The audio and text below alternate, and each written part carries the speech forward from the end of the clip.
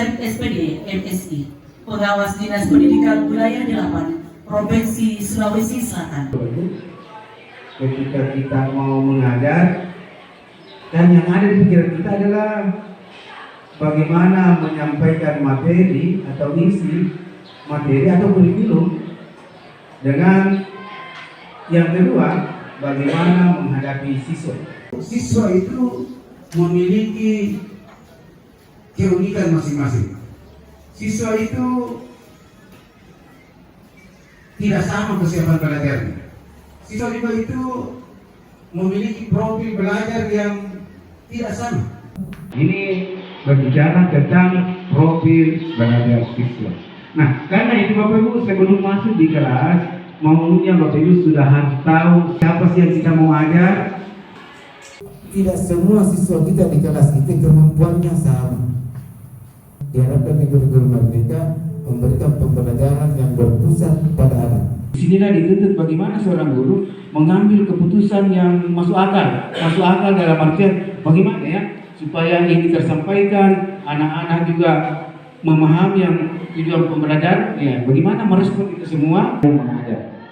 Inilah kita berbicara tentang pembelajaran berdiferensiasi. Apa itu pembelajaran berdiferensiasi? Pembelajaran yang berusaha memenuhi kebutuhan belajar siswa. Hanya untuk siswa yang pintar saja, bukan hanya untuk siswa yang kurang saja atau siswa yang untuk semua. Jadi pembelajaran berdiferensiasi juga itu adalah untuk mendukung berkembangnya potensi semua anak. Untuk itu, Bapak Ibu, yang paling pertama dan utama perlu diketahui oleh Bapak Ibu adalah mengidentifikasi kebutuhan belajar anak. Ya, kalau kita berbicara tentang kebutuhan belajar kita, maka kita sebenarnya berbicara tentang satu, bagaimana kesiapannya. Apanya? Kesiapan apanya? Ini tadi di kelas ini, bagaimana kesiapan belajar mereka? Oh, di kelas ini, sebagian besar siswa pemahaman awalnya 50%. Pahami semua. Inilah yang kemudian orang mengatakan asesmen. Meskipun kita belum implementasikan kurikulum Merdeka, tetapi prinsip-prinsipnya sekali lagi sudah harus dilaksanakan, diterapkan. Kita tinggal memfasilitasi apa-apa kebutuhan belajarnya anak, karena setiap anak itu berbeda-beda, unik. Dan di kurikulum Merdeka itu pembelajaran berpusat pada anak. Kalau berpusat pada anak, berarti setiap yang beragam ini berbeda-beda, ini harus dilayani. Kita sudah melaksanakan pembelajaran kurikulum Merdeka selama 1 tahun ya. Jalur mandiri berubah ya, berbagi. Berubah. Kalau mandiri berubah, maka dia harus tahu, Bapak Ibu harus tahu tentang PNM. Tahukah Bapak Ibu PNM? Platform Merdeka Mengajar.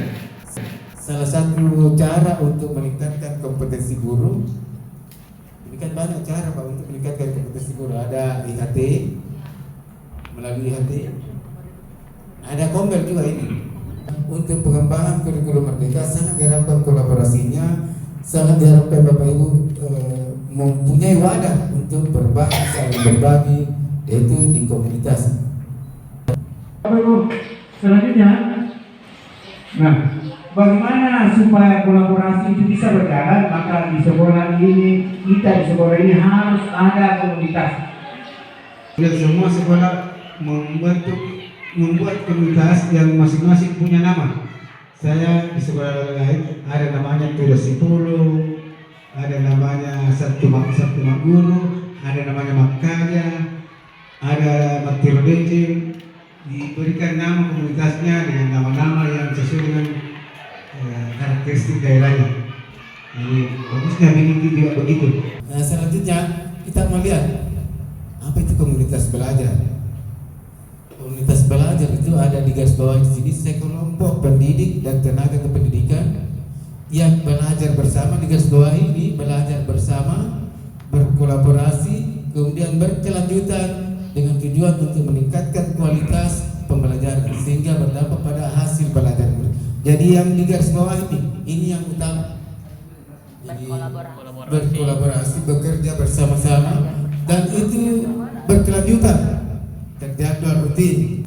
Persyaratan utamanya kalau sebuah komunitas dalam sekolah itu pertama berfokus pada pembelajaran.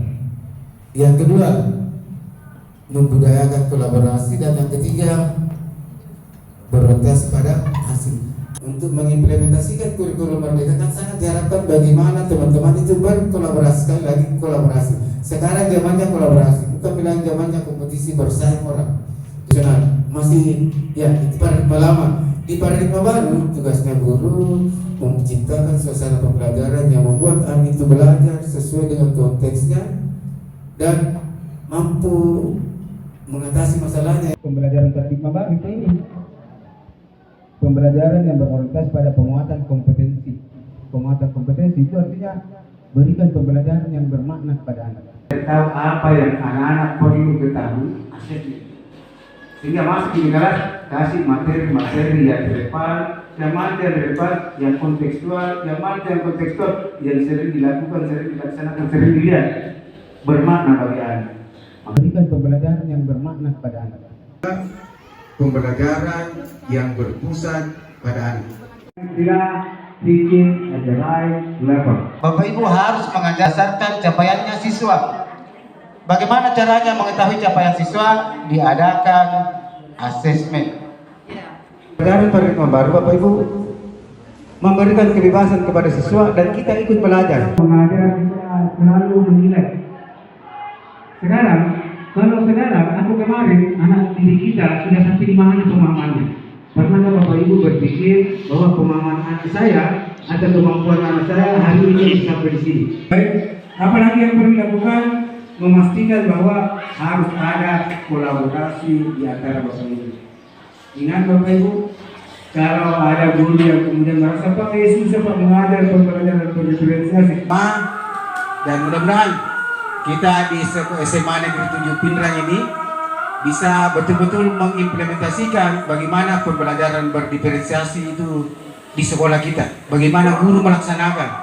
Saya yakin dan percaya Bapak Ibu mampu melakukan. Kalau mau, ingat Bapak Ibu, di mana ada kemauan, di situ ada jalannya. Meskipun saya berteriak-teriak begini, kalau bukan kemauan dari dalam, susah juga. Karena itu harus datangnya dari dalam.